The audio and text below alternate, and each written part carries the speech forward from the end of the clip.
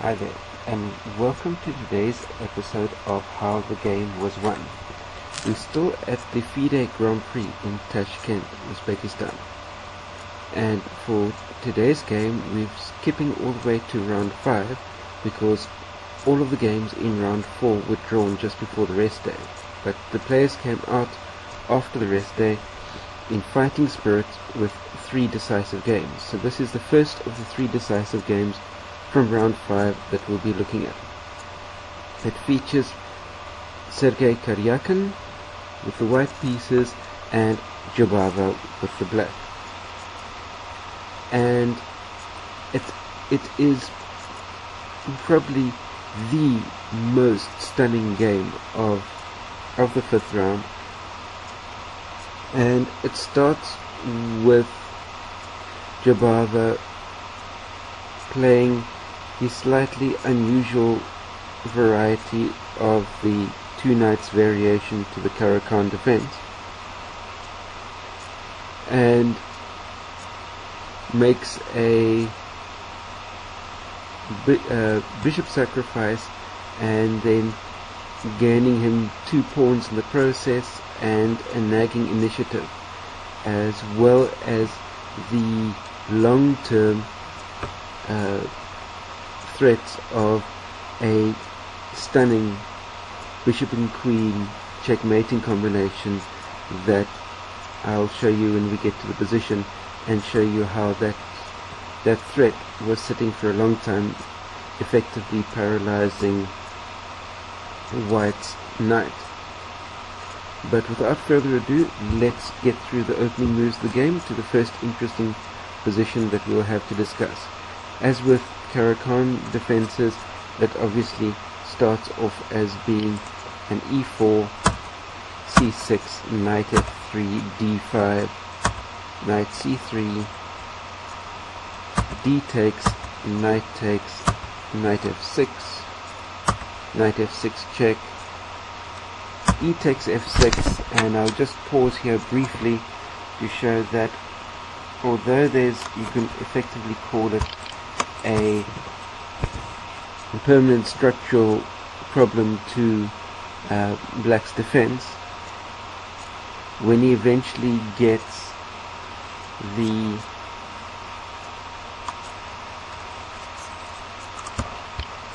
b1 knight all the way through to g6, it's going to be an incredibly strong fortress for his king without really needing to commit other pieces to the defense, which then will free up those other pieces to be able to continue with his attacking motives. The game continued with bishop c4, obviously attempting to put pressure on the f7 pawn. Queen e7 check. Now here, I suppose one alternative would be for White to play the queen there, but then all that Black would then be able to do is exchange queens, and in the process freeing up the Black square bishop, and all that will be happening is Black will then be effectively ahead in development out of the opening. So instead of that, White retreats the bishop to e7, and Black plays queen c7, applying pressure, which will become clear later, along this key b8 h2 diagonal. Already at only 7 moves, there are no real games playing this variation amongst the chess professional elite, so it can hardly be considered a successful opening for Black. White has an imminent space advantage, and and a queen side pawn majority, which should give white the edge if you can turn the pawn majority into a passed pawn, which is would be the normal strategy to follow.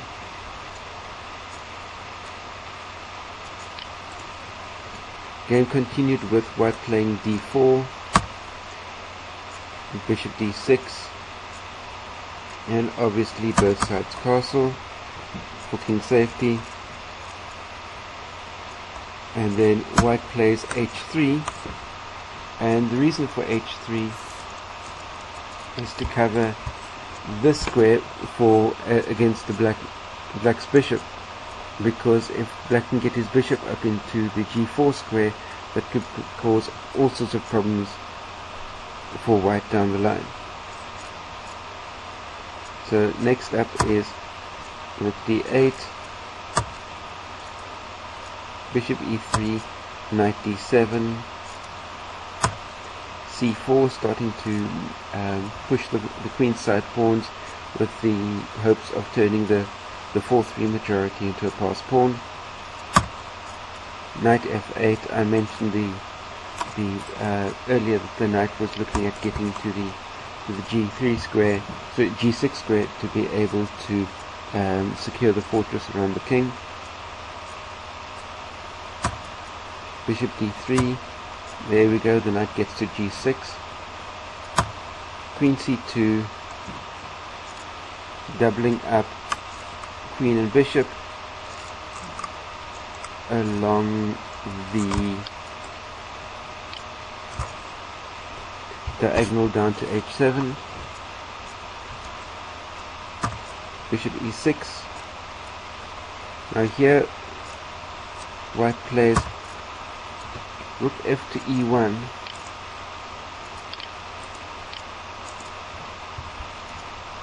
and which turns out to be a surprisingly inaccurate move, and allows the opportunity for white to play his sacrifice and lead to the long-term threat of a checkmate on the f2 square. And how this checkmate on the f2 square comes about, I'll be unpacking in more detail as we go along. Black plays queen d7, and there you can start seeing a distinct threat developing down onto the h3 square. And it's just about impossible to stop the threat of the bishop h3 sacrifice, and basically all that Karjakin can do here is to try and brace himself for the inevitable, and he plays bishop d2. If it, for instance, played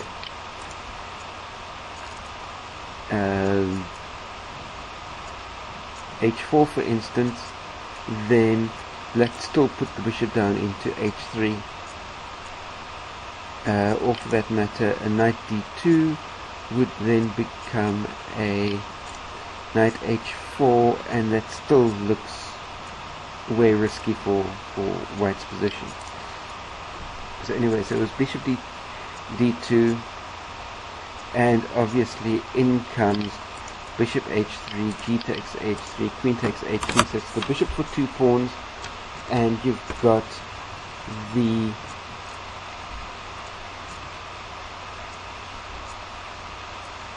pawn, the bishop's sacrificed for 2 pawns, the king's side is cracked wide open, and there is one immense threat going on over here at the moment,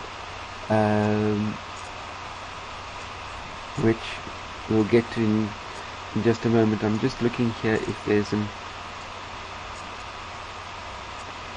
there's an arbitrary move that I can play for instance,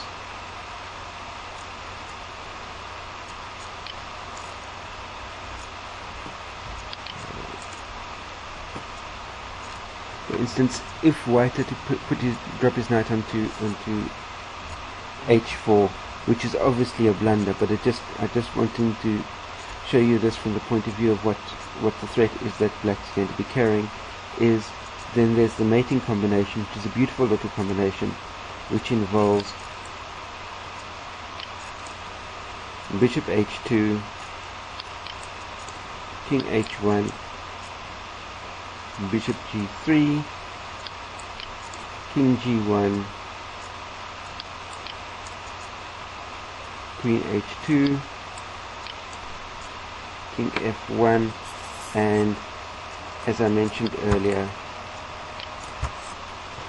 the mate on f2. So getting back to the game in hand,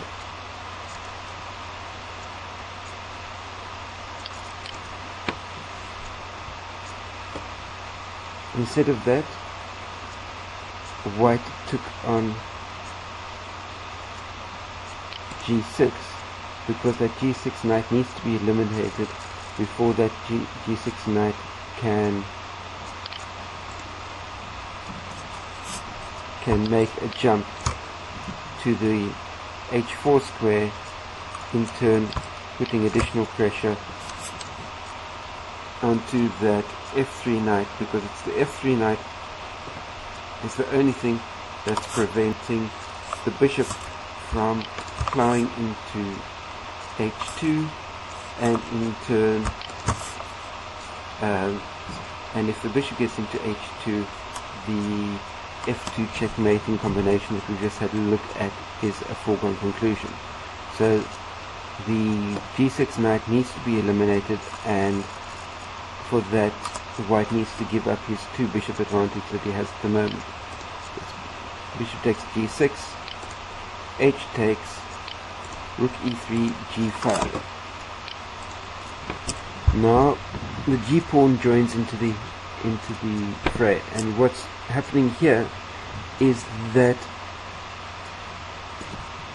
what white is going to be wanting to do, and this is what Karjakin is looking for at each and every opportunity for moves to defend against, is black has the threat of pushing the pawn to g4, which then in turn will be displacing the knight from f3, and if the knight is displaced from f3, the bishop will be able to come into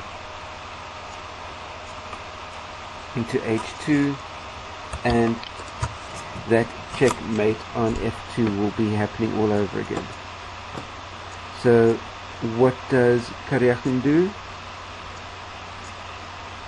Is he plays c5 to try and put pressure on the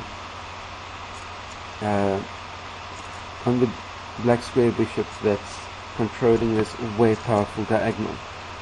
But at this stage, this move basically only helps black's position even further, because now all that black needs to do is lift the bishop up to f4, and still the bishop is controlling the strong diagonal,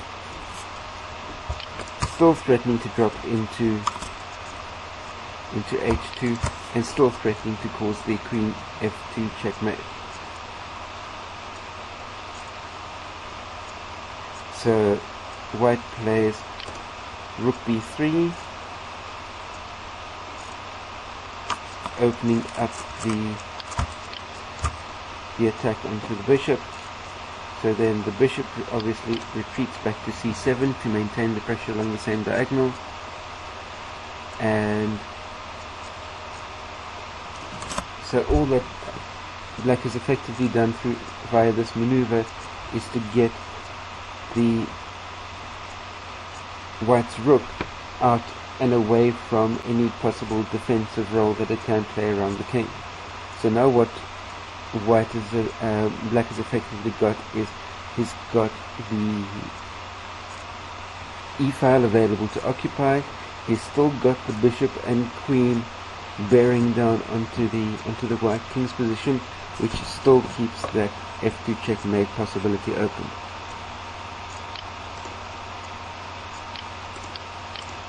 So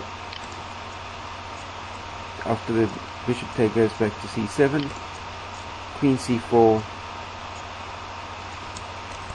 making some sort of half-hearted pressure attempt at f7, but really in the situation we've got into now, it's black is the one with the attacking prospects, and white needs to be looking more at a defensive role. And here black drops back to queen f5, so queen h5,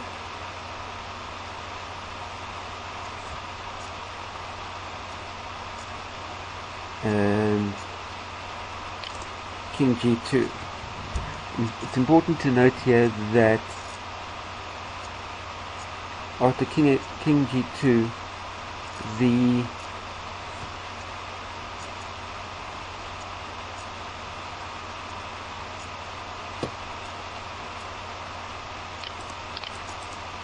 risk for white at the moment is the possibility of bringing the other rook across to h1, which will be then be putting way unwanted pressure down onto the queen, as well as taking control of the strategically important h-file. So that needs to be guarded against as well. So instead of allowing that to giving black white the opportunity to make that happen, Jobava immediately plays queen g4 check, which then forces the king back onto f1 and blocks the rook from getting across to h1. We've got a rook e8, and in what is already a very uncomfortable position, white makes things even more uncomfortable for himself by playing rook e1, which allows black to come in with queen h3 check, which means that the king needs to go back to g1, and besides the obvious rook exchange that's coming up now, we've once again back into the similar position that we had before, with the bishop threatening to come into h2 and the queen threatening to mate on f2. So as I mentioned, the obvious move would be rook takes, bishop takes. Now we come back to queen g4, and the king goes back to f1, bring in the other rook to e8. Now the knight comes back to g1 to guard the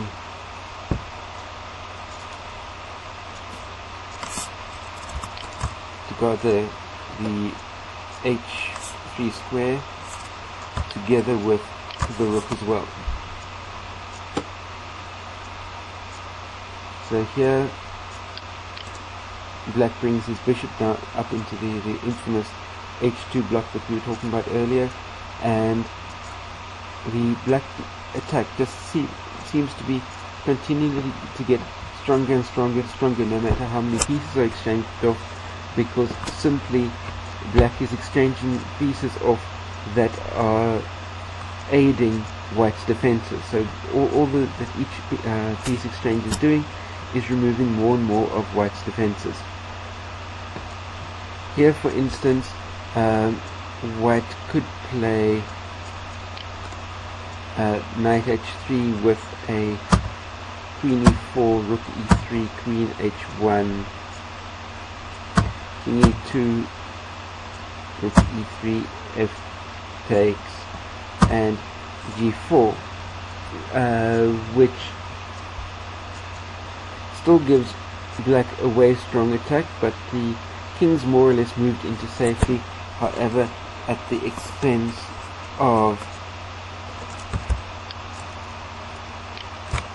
this very dangerous pawn march we've got going on here. However, instead of playing that,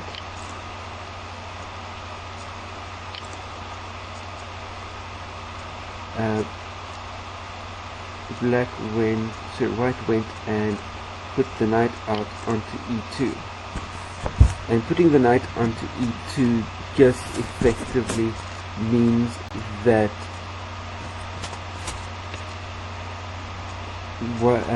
black can now exchange off the defending knight, and it must be noted here that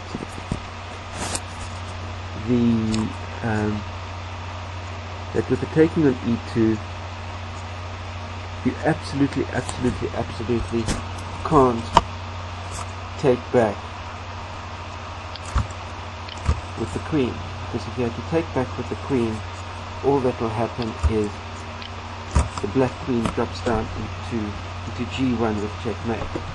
So black had to find an alternative move, and the best alternative move that he could find was rook takes b7, which gets the other rook even further out of play. And after white then dropped his rook back to e6, which then effectively, the rook back to e6 blocks off the channel that the white king had to try and swindle something down onto f7. It's all just basically a foregone conclusion, and in this position Karjakin threw in the towel and resigned. But just to give you an idea of the most likely outcome from here, I'll take you through the next, the obvious line of basically just about forced move combinations, where white would effectively, in this situation, to be able to save the game, so we'll save checkmate in any event, we'd need to, in the short term, he'd need to give up the queen on e6, because if you had to play something else, like say for instance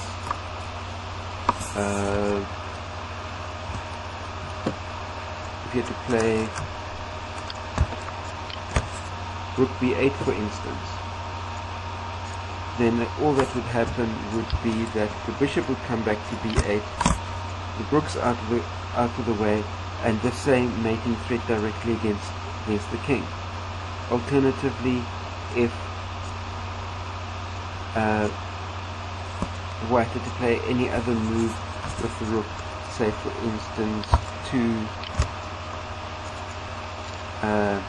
f7, or for that matter across to c7, all that would happen in those situations would be that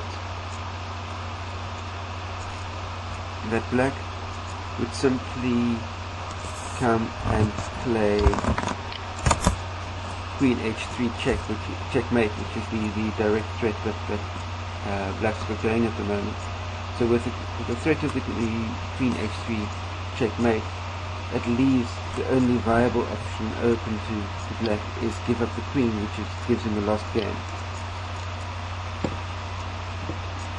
And with the f takes, you maybe play rook takes h7, the queen takes d4. What's something arbitrary that white could possibly play is an a4, trying to push something down on the a file, but really we've got g4, king g2, the queen star, we've got the extra queen and bishop versus rook and bishop, and the queen will just end up mopping up the pawns that are left over. So you can play A5, drop down to G3,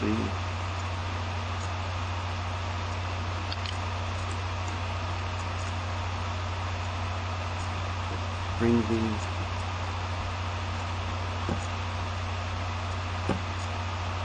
king out, and now black has queen 5 at his disposal. So you play f takes, queen takes bishop, rook d7,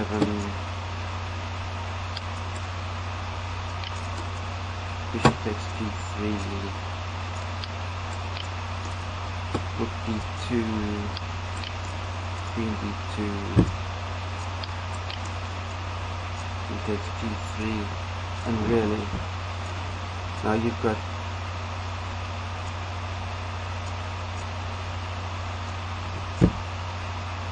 queen takes g3. Obviously the queen picks up that pawn, and the very next move, whatever white plays, for arguments like that,